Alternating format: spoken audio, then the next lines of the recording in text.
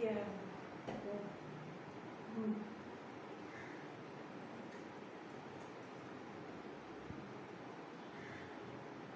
Vâng. Dạ. Yeah.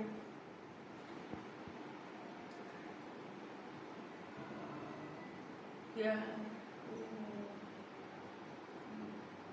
Chị bảo chăng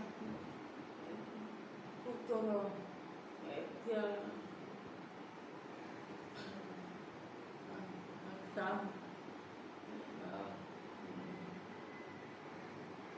ya gitu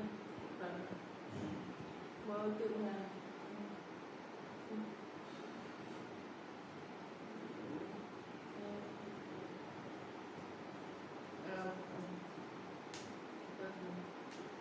tuần tuần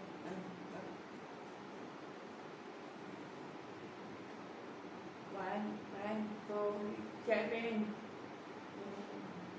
rồi tụi bạn chơi đây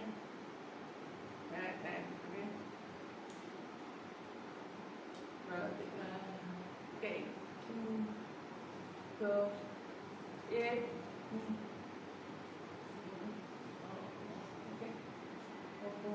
rồi tụi bạn cái cái bao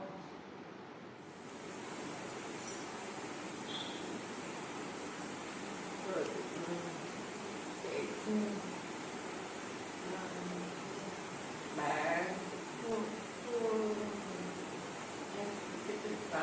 tự chưa mẹ kia